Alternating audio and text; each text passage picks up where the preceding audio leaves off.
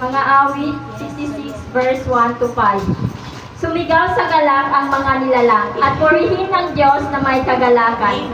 Wagas na papuri sa kanya ibigay, awitan siya at luwalhatiin siya. Ito ang sabihin sa Diyos na dakila, ang mga gawa mo ay kahanga-hanga. Yuyuko sa takot, dahilan sa tagay mong kapangyarihan. Ang lahat sa lupa, ika'y sinasamba. Awit ng papuri yaong kinakanta, ang iyong pangalan pinupuri nila. Ang ginawa ng Diyos, lapit at pagmasdan, ang kahangahangang ginawa niya sa tanan. Purihin ang pagkabasa ng salita ng Diyos. Praise the Lord! Buhay ang ating Diyos! Amen! Makapagkiriyan ang ating Diyos! Amen! Lord. Tunay nga po buhay, makapangyarihan ng ating Diyos. Kaya naman, umawit po tayo ng may buhay. Umawit po tayo ng may kapangyarihan. Umawit tayo ng may kagalakan. Awitin po natin. Halina't sama-sama. Palakpak po natin Diyos. Hallelujah. Hallelujah.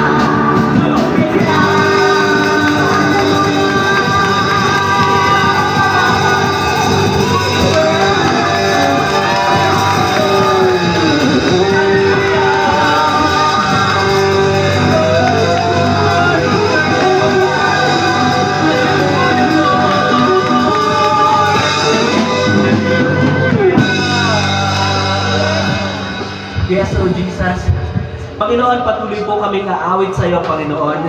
Lord, tunay nga po na apaw-apaw ang dahilan upang magbalik kami ng papurit pagsamba sa iyo, dakilang Diyos. Kaya naman, ang dalangin po namin, Panginoon, patuloy mo po kaming samahan sa aming pag-aawitan sa iyo, Panginoon.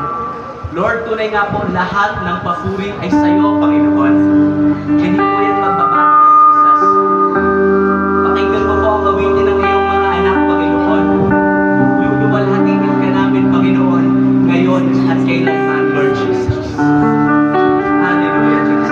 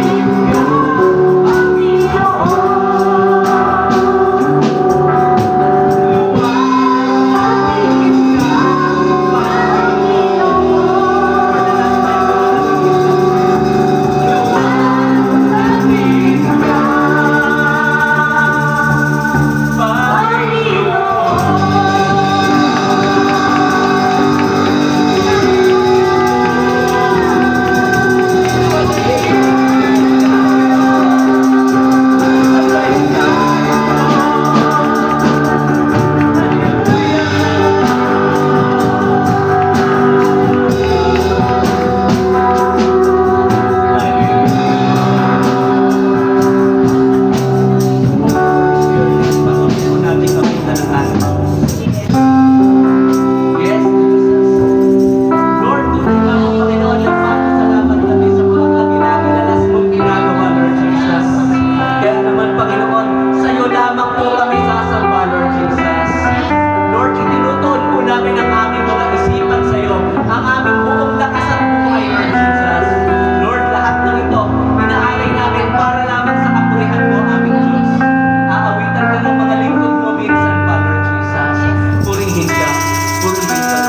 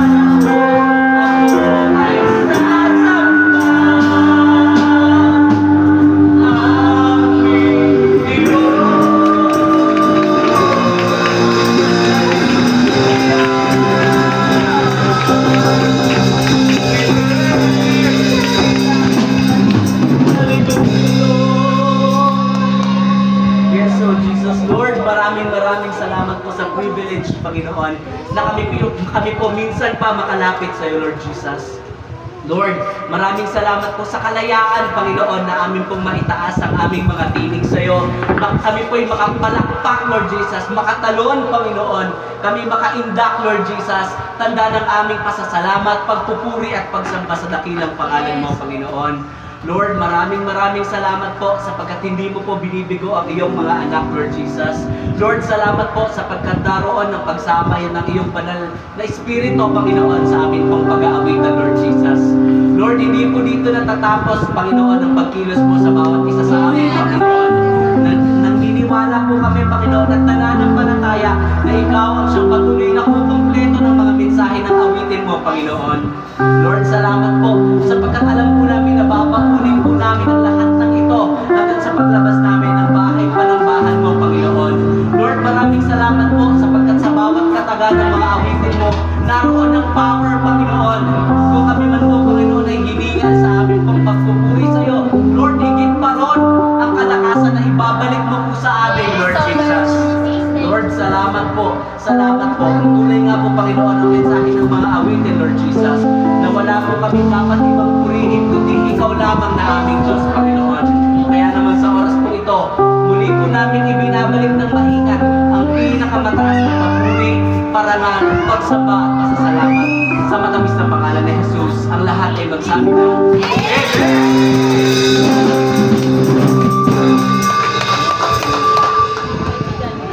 tayo'y magkamayan. Iabot po natin ang ating mga kamay sa ating kapatid habang kumaawit. Kaibigan, kamusta ka na?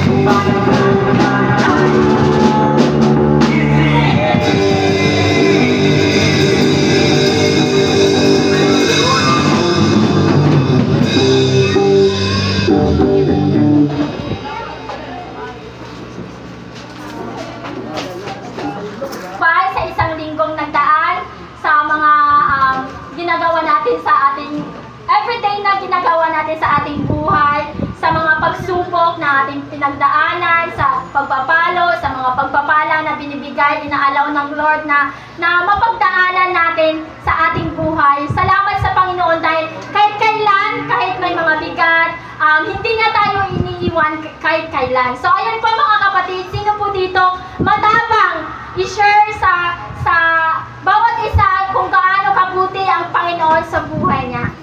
Magunahan na po kayo. Sino po? Parang yung birthday celebrant, umalis. Tumakbo eh, no? So, ayun po, meron po ba? Alam ko po na madami pong pagpapala, mga ano yung Panginoon sa buhay natin, na ating pinagtatagumpay. Nagtagumpay tayo dahil sa biyaya ng ating Panginoong Diyos. Sino po dito? Matapang? Ano? Mga kapatid! Ano na? Ayun, tayo daw. Sinunto. So, ayun po, palakpakan po natin ang Panginoon sa buhay po ni Brother Adrian.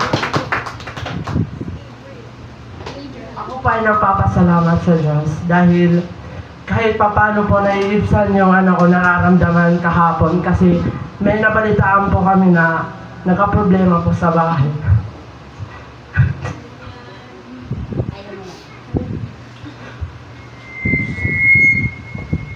Kahit papano po naiibsan yung problema namin ni Rodel.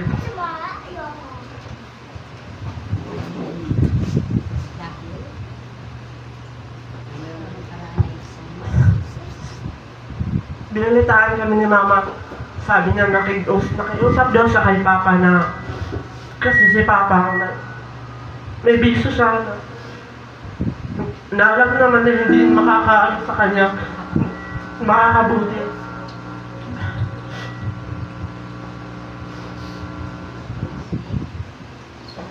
Ako'y nagpapasalamat dahil kinausap ni Papa at saka ng kapatid ko na si Papa ay iiwas na daw sa sa bisyo. Sana naman po nahawa po ay gabay siya ng Panginoon na sabihin, yakapin na yung puso niya, ikapin na sana umalis na siya sa mga bisyo na ganyan.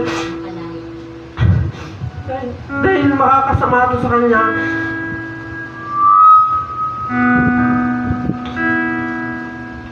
Sobrang mahal namin yung Papa namin.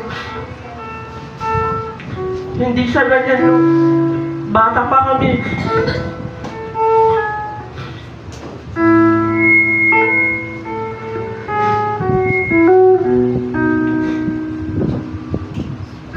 Lahat ng dyan kami natuto kay Papa.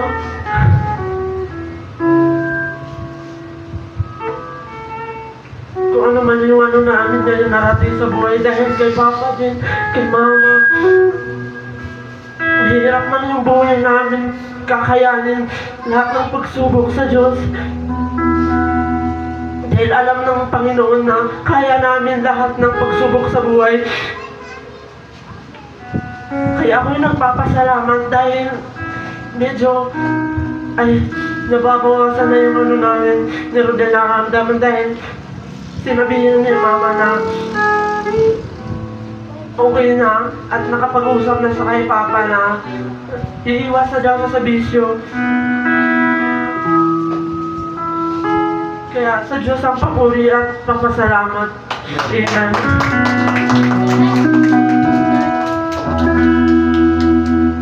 Prayer petition ako.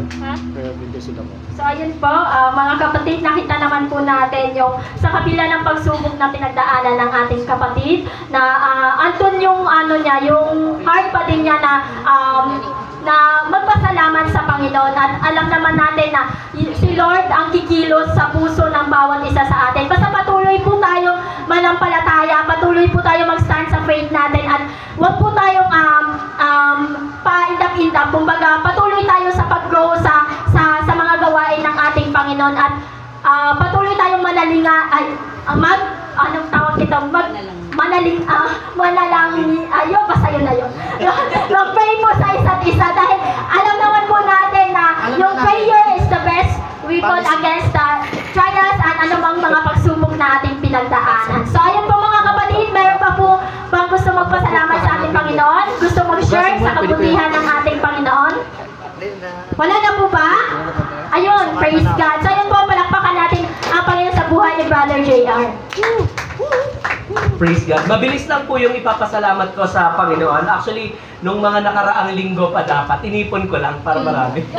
Pero, ayun nga, salamat sa Panginoon kasi itong mga nakaraan, as in, mabigat talaga yung mabigat yung araw-araw halos, yung tipong tamad na tamad, ganyan. Kasi alam niyo naman, may mga iba't iba ring pinagdadaanan. Pero mostly sa trabaho kasi. Pero ito pong mga nakaraan, salamat sa Panginoon kasi umu-okay na po yung lahat. Umu-okay in a sense na sobrang pressure po kasi sa trabaho. And pasensya na po kung laging trabaho yung pinapatotoo ko. Kasi yun talaga yung nagpapabigat sa akin itong mga nakaraan. Pero salamat po sa Panginoon kasi yung performance po nung hinahandle namin na campaign ay okay na.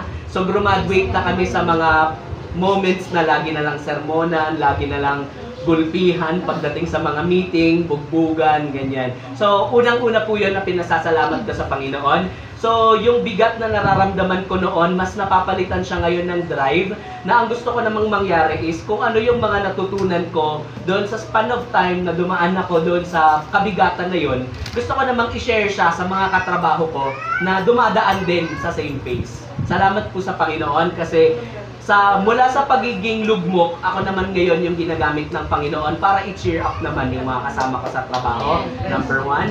And hindi ko po tinitingnan nun yung, alam niyo yun, yung incentives na matatanggap. Pero dahil natuwa po yung management sa amin, nakatanggap kami ng commendation from mismong founder ng kumpanya namin, which is Taskas. So, sinend yun sa email, pinakita din sa amin. Yung mga leaders din po namin, binigyan kami ng commendation. Pero maliban pa po doon, nagulat ako. Nagtitingin ako ng incentives. Inaayos ko yung incentives ng mga under ko. So, ang inilalaban ko doon is dapat may mga incentive yung mga bata ko. Nagulat ako, sinabihan ako ng aking senior manager. Sabi niya sa akin, ikaw din meron.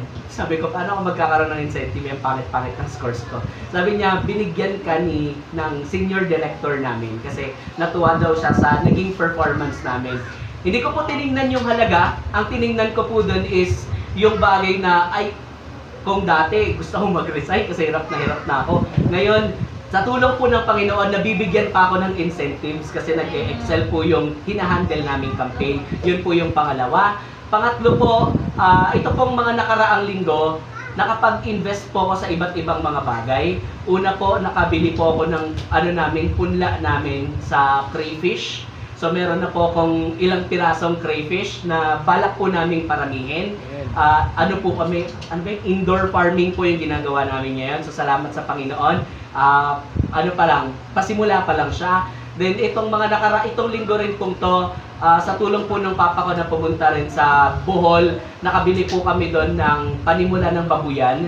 Nakabili po kami ng 3 baboy at saka ng 1 kambing. So salamat po sa Panginoon kasi kung yung bigat ko nung nakaraan, pinalitan po ngayon ng iba't ay ako na pagpapala na nagmumula sa Diyos. Salamat po sa Panginoon.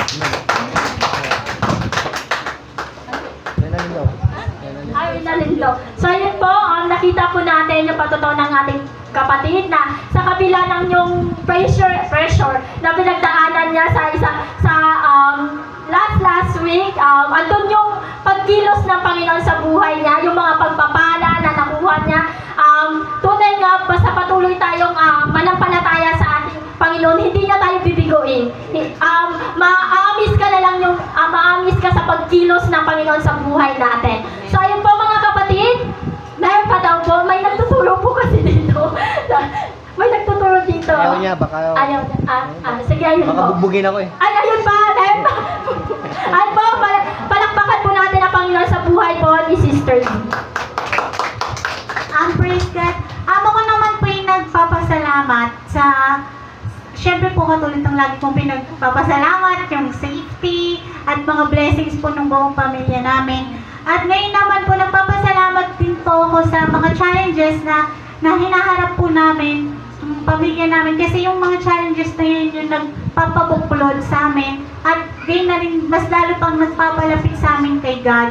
At nagpapasalamat din ako sa ating Diyos na buhay. Dahil, medyo matagal na itong nangyari. Pero ngayon, pinagpapasalamat ko pa rin siya. Kasi meron akong kapatid na panganay na lalaki. Pero mas panganay ako dun. Parang siya lang yung panganay na lalaki. Kasi siya na, parang nagre-rebelde siya kay Lord na hindi na siya, dumating siya sa point na ayaw na niyang maniwala sa Diyos. Parang napapagod na siya kasi ang sabi niya, ba't yung pamilya daw natin? Simula nung pagkabata namin, nagsiserve na sa Lord yung parehong pamilyang mama at papa namin. Pero parang sa kanya, ang nag-focus niyang nakikita niya yung mga challenges lagi. Feeling niya na malapit tayo kay Lord, pero bakit parang feeling niya daw ang hirap-hirap daw ng buhay niya. Yung nagkakaroon siya ng inggit sa mga tao na hindi nakakakilala kay Lord, pero ang aluwasa ng buhay. Parang mas maano pa sila, mas mabless pa sila kumpara sa pang nakikita niya sa kalagayan niya. Ayun lagi yung nirereklamo niya to the point na sabi niya sa akin, di bale na kayo sige maniwala kayo sa Diyos, pero ako hindi na ako naniniwala.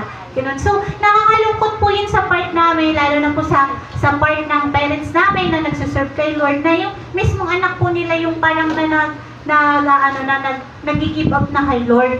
Tapos, ang nakakatuwa po doon, kahit anong sinishare namin, kami nagsishare kami sa kanya na, kapatid, huwag kanya yan. Siyempre, gusto namin yung kapatid namin na kasama pa rin namin siya sa faith. So, ini-encourage namin siya lagi sa faith, ganyan. Kasi, lagi, sobrang down na talaga siya. Puro na lang mga negative, mga ganyan yung ano niya, yung mga sinasabi niya. Yung lahat ng nakikita niya, puro, nagpo-focus siya sa negative, hindi siya nagpo-focus sa mga blessing. Pero kung titingnan yung buhay niya, grabe, apo-apo yung blessing sa kanya. Kasi siya yung kapatid ko na dapat hindi na nabuhay. Pero dapat, dahil sa awa at habag ng Diyos, ay na-extend pa yung buhay niya. Akalain niyo po nakagat po yun ng asong ulol. Yung asong may rabies. Tapos, ang nangyari po nung time na yon, nakagat po siya, dinilagnat po siya, ganyan niya. Sinasabi ng mga bahay, wala na yan, pag nilagnat na yan, ano na yan, parang tatahol na rin, mga ganyan-ganyan. Tapos yung parents ko, kami, grabe yung namin, na prayer namin, Lord, hindi namin isusuko yung kapatid namin ganyan. Tapos nagdideliryo na siya yung mga ganon. Pero sa awa po ng Diyos, ang namatay po yung aso. Pero yung kapatid ko ngayon po, meron na siyang anak, may sarili na siyang pamilya. Ano po siya, buhay po siya at malakas. At gaya na rin po yung mga, marami pong blessing na dumadating sa kanya, pati yung trabaho niya na hindi naman dapat niya nakuha, pero nagkakaroon ng favor sa kanya, nabibigay sa kanya. Tapos kami din mga pamilya namin, syempre, kapatid namin siya, tinutulungan namin siya lagi. Kung baga, sa pamilya, siya yung, sabihin na natin parang black sheep, pero lahat ng favor na sa kanya, pero ang nakikita pa rin niya ay yung mga mali, yung mga kahirapan, ganyan. Pero ang nakakatuwa po doon, nagkaroon po ng turnaround ang buhay niya. Ngayon po, isa na rin po siya sa, parang nagpo-promote kay God, sa mga gospel, ganyan-ganyan, na mas malapit na rin po siya kay Lord. Nagpa-turn po sa buhay niya, yung sa anak niya, meron po siyang anak, nagkaroon siya ng anak na kabuang kamukha niya. Tapos mahal na mahal niya yung bata na yon. Ngayon po, yung bata na po na yon, nagkaroon po siya ng sakit, not sure kung parang nag-50-50 na sinugod sa buhay. Tapos sinugod sa ospital. Tapos ang sabi niya kay Lord, sabi niya, pagalingin mo lang yung anak ko. Siyempre, nangako na naman siya, pagalingin ang anak ko na, parang magbabago na ako, ganyan. Tapos pinagaling ni Lord yung anak niya. Tapos simula nun, gaya na rin, gumamit din si Lord ng iba pang mga tao sa trabaho niya na nag-share sa kanya, na sinasabi sa kanya na, huwag mong sisihin si Lord sa mga negative na nangyayari sa'yo. Kasi hindi si Lord yung may gusto ng mga ganyan. At kung meron mga challenges na kinakaharap ka, will yun ni Lord para parang i-temper ka pa. Ganun. Tapos ayun po, nakakatuwa po kasi ayun nga na, sa ngayon po na, na rin siya kay Lord, na mas malapit na po siya. Hindi na po siya yung katulad na dati na naniniwala na hindi hindi ganyan. Parang pag magsasabi ka ng tungkol kay Lord, kukontrahin niya. Ngayon po, sa GC, pag may mga problema kami, ganito siya, kapatid, ipanalangin mo lang yun. Parang siya na yung lagi nagsasabi, kay Lord, ganyan. Kaya po, kay Lord po yung papurit pagsamba po. Verse na. Ganun kasi walis. Yung sa memory verse naman po yung huwag kayong magpadaig sa masama, kundi daigin nyo ang mabuti ang masama. Nakakatuwa po kasi nakita ko to sa TikTok. Nakita ko lang po to nung kagabi lang. Kaya grabe po talaga, align po talaga yung Holy Spirit. Nakakatuwa po kasi napapanahon po siya sa buhay ko po ngayon. May mga struggle po kasi ako na dahil di naman po tayo perfecto. May mga struggle po ako na alam ko na hindi natutuwa si Lord. Meron po kasang nakakahiya sabihin na hindi naman siya super grabe, pero di ba sa lahat naman na kasalanan pantay-pantay. Meron kasi ako na parang mas yung time ko minsan ay mas marami pa sa pagbabasa. Kasi sobrang addict ko talaga sa pagbabasa. So ayun po. So parang ayun yung ko dito na sa pagbabasa ng mga Chinese novel. Mahilig ka sa Chinese novel eh. Tapos ayun, kaso nababansin ko na sakay na nun yung attention ko, mas marami yung oras na nilalaan ko doon kaysa sa pagbabasa ng Word of God.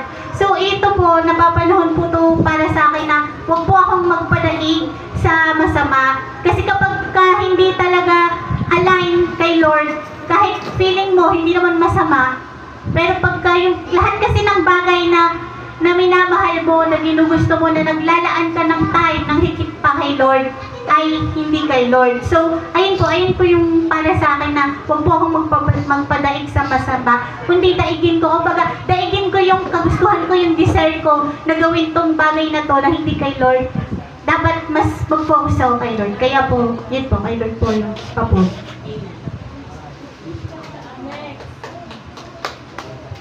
Dali ka.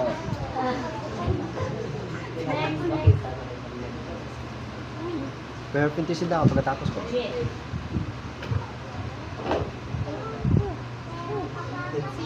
Kasi pag ako, diretso na tayo prayer of intercede. Hoy, si MJ daw. Hindi siya prepared.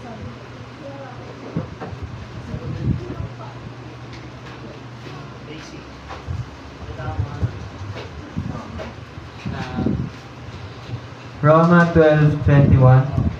Proud. Parang nagbibina tayong boses nito ah. Huwag kayong magpadaig sa masama, kundi daigin nyo ng mabuti ang masama. Okay. Parang i-direct ko na lang to sa buhay natin, sa buhay ko, na pag may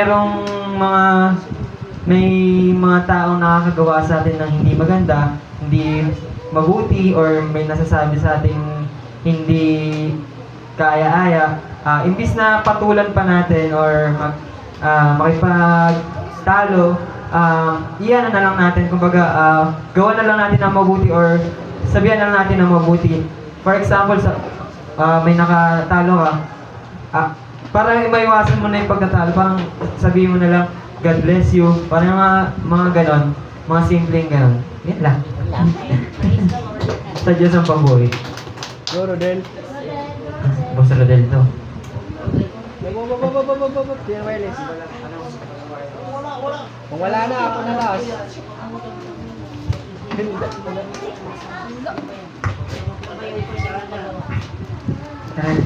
Huwag kayong magpadaig sa masama, kundi daigin nyo ang mabuti ng masama.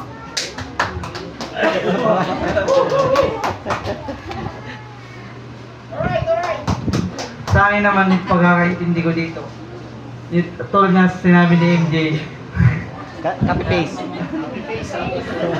na hayaan mo na lang sila, pabayaan mo na lang sila magsalita dyan, ipag-pray mo na lang sila na maging mabuti sila, ay hindi kaya-aya.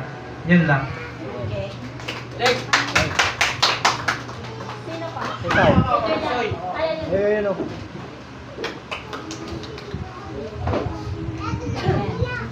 Roma 12:21. Huwag kayong magpadaig sa masama kung hindi daig ninyo ang mabuti ang masama. Sa akin ay medyo napaka-strong na itong word na to kasi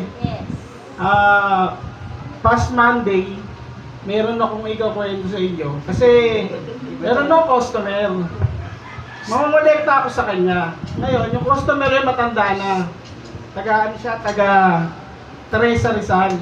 Ngayon, yung customer na yan, kilala yan, mayaman yun sa Teresa. Ngayon, yung collection ko sa kanya, iniwan ko sa kanya. Sabi ko, ma'am, balikan ko na lang ito mamaya. Balikan ko siya mga after 12. May pupuntahan ako dito sa banda sa may Sitio Tibagan, yung pinaka-diblim ng Teresa. Ngayon, yung customer, umuwi or may nilakad siya na kung ano man yun, at pagbalik ko doon sa tindahan niya, ibinili na lang doon sa tao niya yung collection ko na naka-subway. Ngayon, sabi nung tauhan niya, na matanda rin, sabi sa akin, Sir Aaron, ito na raw yung ni Ma'am Edna, collection ni Ma'am Edna sa inyo. Okay na po yan, kompleto na po yan. Ngayon, ako naman, kampate ko na wala namang problema doon sa collection, nakasobre. Ako, nagmamadali rin ako kasi may event din ng Monday eh. Birthday din ni Cesar eh, kaya nagmamadali rin akong makatapos na maaga. Ngayon, napansin ko, tumatakbo ako, sabi ko gano'n, ngayon lang ako di nagbilang ng pera. Habang, sabi ko, nagmamadali kasi ako eh. Ngayon, huminta ako sa isang 7-Eleven. Ngayon, biniglang ko yung pera na para ako nagdadalawang isip. Tapos nakikita ko, yung pera, sobra. Yung pera nasa 100K, ang kukoleksyon ko lang sa kanya, 20,000. Ngayon, dali-dali akong bumalik doon sa tindahan. Ngayon, yung customer, dali-dali rin din bumalik sa tindahan niya. Na tinatanong niya yung tao niya, bakit parang kulang yung pera ko, nasa City Hall na ako, magbabayad ako ng 1 milyon ng lupa. Sakto, pagdating ko, nandun yung may-ari. Sabi ko, Madam, sobra po yung binayad ninyo sa akin. Ito nga po, ito po nakasobre. Nagtaka siya, nagkamali pala yung sobrang hawak niya doon sa sobrang ibabayad niya sa City Hall. Napakabuti po ng Diyos dahil kung ako, ibang tao. Ate tayo. Sa akin na yun. Bibigyan kita 1%. Sa akin na yun. Kasi nakita ko yung sarili ko nung past week doon sa tauhan namin na delivery. Makwentong sa inyo. Siya sa sobrang gipit niya, tinakas niya yung pera ng 47,000. Collection ng kumpanya dun sa palengke. Kaya sabi ko, napakabuti ko kasi kung ibang tao ko, kahit gipit ako, hindi ko, baka magawa ko to eh. Pero naisip ko, may pagkakataon para kumita sa mabuting paraan. Yun lang talagang pinapasalamat ko sa Diyos. At isa pa, daily na ako nagsisend sa Bible group ng grupo namin ng mga agent ng mga daily scriptures. Natutuwa sila kasi nakakabasa sila na sabi nila, ibang-iba ka na ngayon Dati puro problema lang Kaya natutuwa ako, sabi ko, ibahin na muna natin yung timpla ng buhay natin. Kasi kahit anong iyak natin, kahit anong ngal-ngal natin, hindi tayo papasin ng company. Pansinin nyo na lang yung sarili nyo at pamilya nyo. Yun lang at maraming salamat. Glory to God!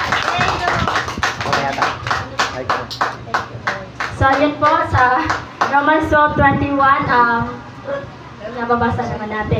Yes. So, Meron pa ba?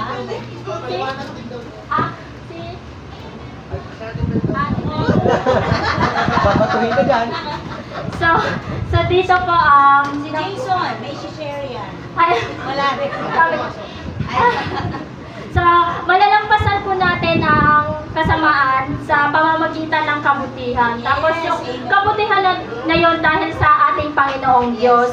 So, likas naman kasi sa ating mga tao na pag ikaw, kung ako, ginawa ng masama ay dapat mas higit pa yung ipapalit mo sa kanya. Kasi yung iba, hindi papayag na, ganyan lang, higitan kita, ganun.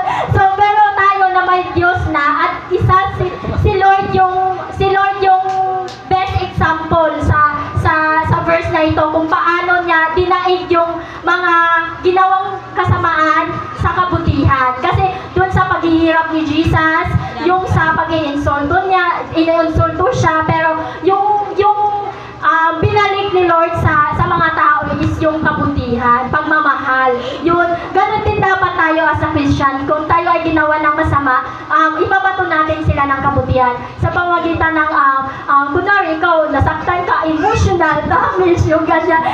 Ipag-pray mo yung ipag-pray mo yung buhay mo at saka yung nakasala sa'yo para ikaw mag-forgive ka. Kasi hindi naman basta-basta ikaw mag-forgive kung wala kang Jesus eh. Hindi ka fully mag-forgive ng tao kung lalo na kung sobrang pain na idinudulot niya sa'yo. So ayun po, dahil tayo po ay nakakagawa ng kabutihan dahil sa ating Panginoong Jesus. Yan lang po.